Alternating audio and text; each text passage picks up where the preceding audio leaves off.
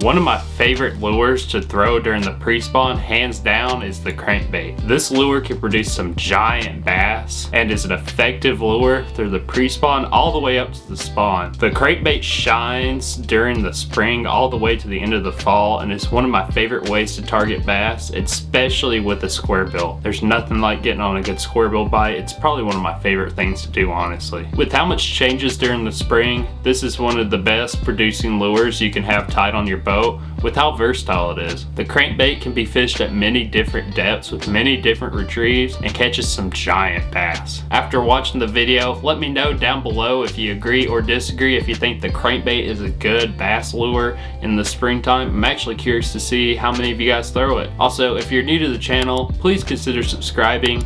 We are on the way to 5K by the end of the year, and I would love to have you join the community. Without any further delays, let's get into these 5 crankbait tips and tricks. The first tip I'm going to talk to you about is knowing what type of crankbait to throw. There's many different crankbaits on the market, and it can be overwhelming to select a crankbait to use. One of the first things I consider when picking a crankbait is the water temperature. If the water temperature is on the colder side, I like to throw a more flat-sided crankbait compared to a more rounded style one. A flat-sided crankbait will make the lure have a tighter wobble whenever it's moving throughout the water column, and is just what the bass want whenever the water temperature is on the colder side. Whenever the water temperature is on the colder side, the forage in your local body of water will not want to be moving around as much, and if they are, they're going to be very slow and methodical about it, especially whenever the water temperature is cold in the early spring. One of my favorite flat-sided crankbaits to use is any of the DT crankbaits. These crankbaits in particular have one of the tightest wobbles I've ever seen in a crankbait because it is made out of balsa wood,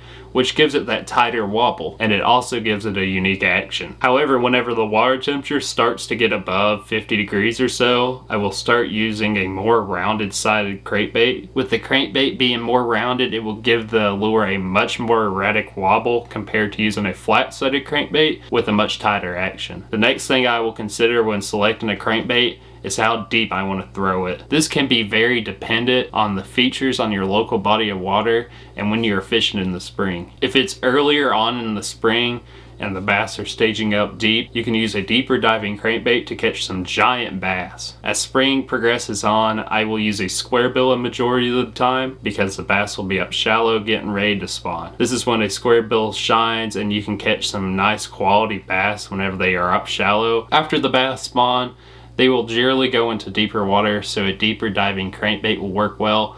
However, some bass will stay shallow all year, so you can still catch them on a square bill if you wanted to. The second tip I'm going to tell you about is fishing a red crankbait in the spring. One of the most productive colors you can throw in the spring is red because of how heavily the bass will feed up on crawfish this time of year. During the spring, the crawfish will begin to molt, turning a bright red color that the bass will key in on. Throwing a red crankbait in particular is one of my favorite ways to fish all year, and the bass will hammer it. I have had some of the most productive days fishing in the spring with a red crankbait, and if you haven't tried it before, you are truly missing out. A red crankbait works well in muddy water, but also does well in clear water conditions. Red crankbaits are a staple in southern lakes and is one of the most popular forages anglers will imitate in the spring. However, anglers will have luck throwing a red crankbait no matter where they're at in the country. If you have not thrown a red crankbait in the springtime before, you are truly missing out on one of the best bites you can experience because they absolutely hammer it,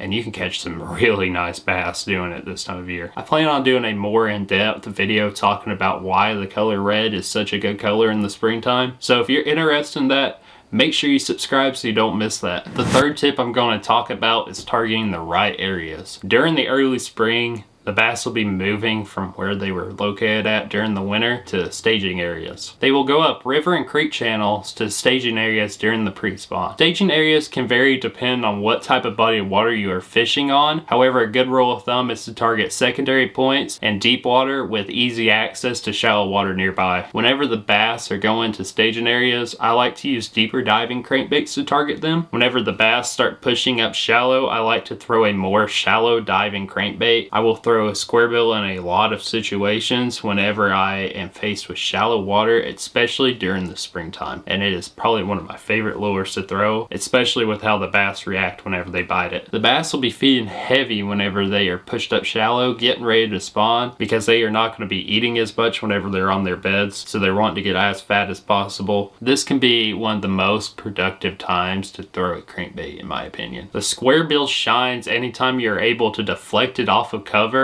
trying to trigger a reaction strike out of the bass. The areas I like to fish a square bill during the spring is around stumps, laydowns, and rocks. You will get some of the most intense bites all year, and you will produce some good quality fish. So if you have never thrown a square bill this time of year, make sure you do, because you are really missing out if you haven't. The fourth tip I'm going to talk about is mashing the hatch. There are so many different crankbaits on the market with many different colors and different imitations to choose from, so it can be really overwhelming to try to think about what crankbait should you use, especially if you're new to bass fishing. It is important you know what type of forage is in your local body of water. That's a good place to start. For example, here in Western North Carolina, we have a lot of blueback herring, so that's an imitation that I love to do, and the bass will just smoke it. I have had a lot of good luck imitating a blueback herring pattern in Western North Carolina, and I have caught some good quality bass doing it. Generally, I will want to imitate a crawfish, a bluegill,